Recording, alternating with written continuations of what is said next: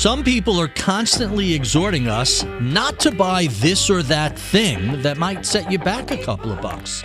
We're warned against spending on things these people deem extravagant. Don't buy a sailboat. Never buy a new car. Never, ever buy a sports car. The spending scolds even tell us, don't spend $5 on a latte. Susie Orman insists it'll ruin your retirement. I've looked at the numbers on all of these criticisms, and to be blunt, I find them wanting and not withstanding of close scrutiny. I'm Barry Ritholtz, and on today's edition of At the Money, we're going to discuss how to buy what you love and still live within your budget. To help us unpack all of this and what it means for your bank account, let's bring in Carl Richards. He is the author of The Behavior Gap, Simple Ways to Stop Doing Dumb Things with Money. His recent essay, The Financial Benefits of Buying What You Love, is exactly on topic for us today. So Carl, you're known as a pretty modest guy. You don't flash around fancy watches or drive expensive cars. Generally, you're not a self-indulgent guy.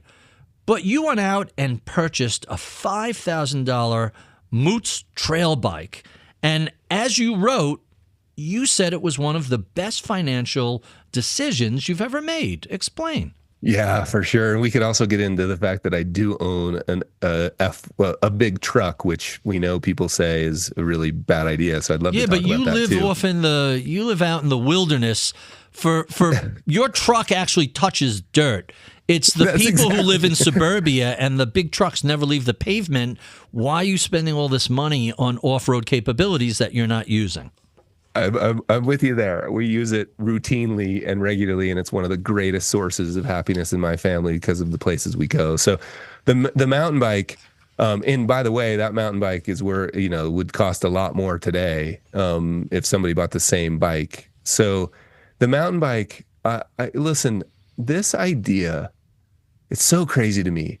This idea that we might know what brings other people happiness and joy, and that it's our job to tell them that it's ridiculous to buy their morning latte or the truck or the bike is just, I get equally as upset about it as you do.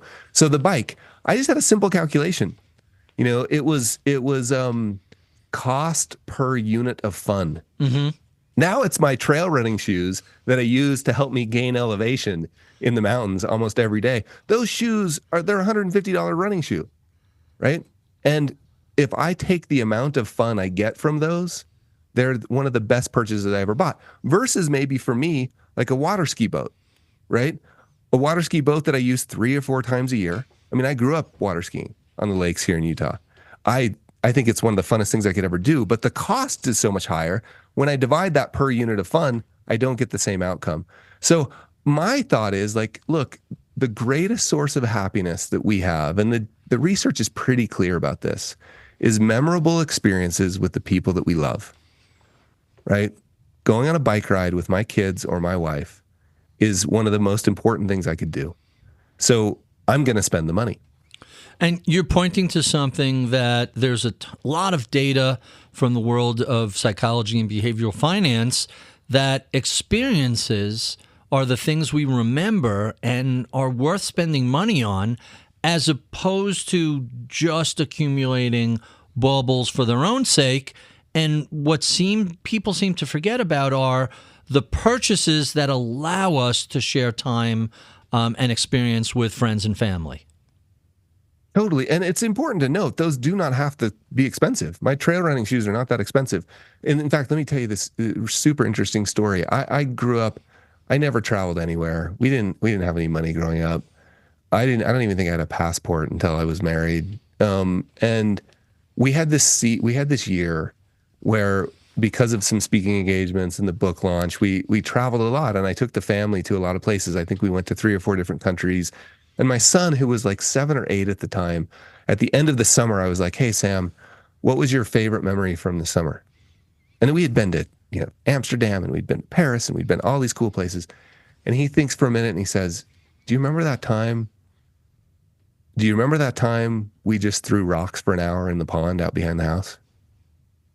And I was like, bro, don't you remember? He's like, yeah, no, the time. So it doesn't have to be expensive, and it can be. And if you've got the money and you love an amazing Italian sports car, who am I to tell you that that's not right? Now, the problem, I think, is when we buy things we think will make us happy because everybody else tells us they'll make us happy, and then we discover that we don't really like them. Well, we can talk about how to run experiments around that, but I think this whole thing starts with getting clear about what actually brings you happiness.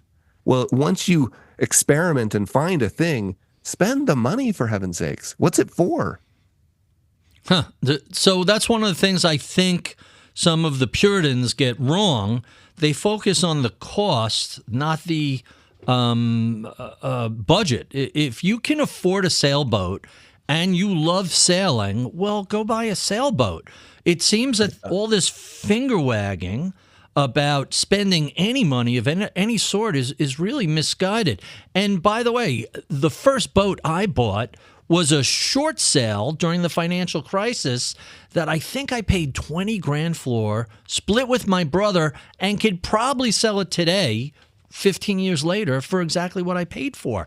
So it's not just a function of the dollar amount. It's, can you afford that item, and what sort of pleasure is it going to bring you and your family? Are we focusing on the wrong things? If you can afford a nice bike and you're going to use it, why not make that purchase?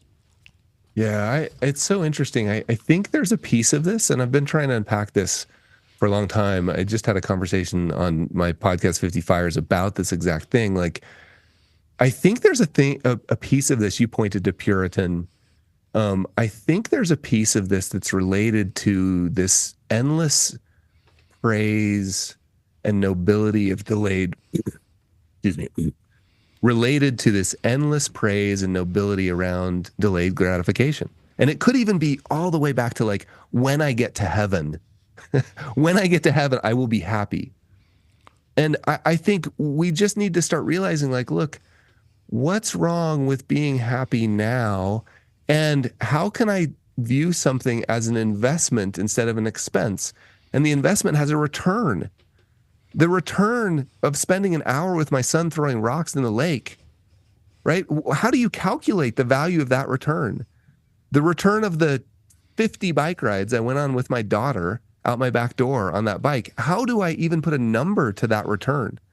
And what I think we miss is like, who cares? And what's so funny, Barry, is we all know this. Like, it's cliche at this point to say, like, on your deathbed, you're not going to be thinking about your bank account, right? You're going to be thinking about the time and the experiences that you had with the people you love, right? So we know it. I think we just have a hard time doing it. And then the last thing, it might be related to some of the fear.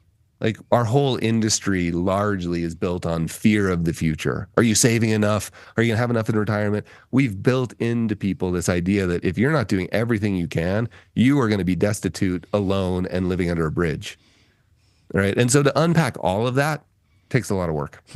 So let's talk about quality. You made reference to the advantage of buying something that's high quality, very well made once, rather than repeatedly replacing a bunch of lesser quality items that don't last, don't go the distance.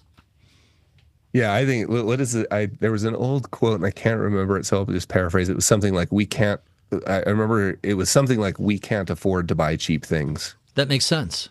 Let's talk cars. I saw this headline. It cracked me up.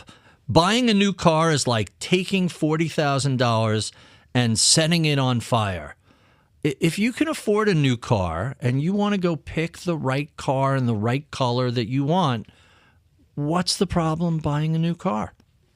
It's so interesting to me. Like that. I have a friend who, if it rains outside and you're in his car, your feet get wet. Like the floorboards are rusted, right? I had one of those in college. Yeah. I mean, he loves it. And cars are not a thing he cares about. In fact, I had this conversation with Morgan Housel. Morgan says he always think, it was on the podcast, he always feels like he should be a car guy. He was a valet in LA. So every couple of years, he runs an experiment, which I just thought was beautiful. When he's on a business trip and he's renting a car, every couple of years, he's like, you know what? It's an extra $200 for the day. give me the Porsche. And he says it doesn't take him even getting off the lot before he's like, you know what? I admire this thing. It's beautiful. It's amazing. But you know what? It just doesn't give me what I need. Now, he said, if it did, I would buy it. But it doesn't. And so I think some people, it's just not a thing. That's fine. And I think what this all comes down to is getting clear about what's true for you. Not necessarily what the Instagram people say or what the Scolds say. Either way, run some experiments. Find out what brings you value. You may love, I really want this truck. I want an old truck to drive around. Well, I found out the best way to have an old truck to drive around was buy a new one and keep it for 30 years. Beat the hell out of it. That's exactly right. So to wrap up, when we look at the world of consumer purchases, there are a few lessons to be learned. Obviously, stay within your budget. If you can't afford something, well, then don't buy it. But if you can afford something, buy quality, buy the things that will give you experiences with your friends and family and loved ones. Buy what you love. You won't regret it. I'm Barry Ritholtz. You're listening to Bloomberg's At the Money.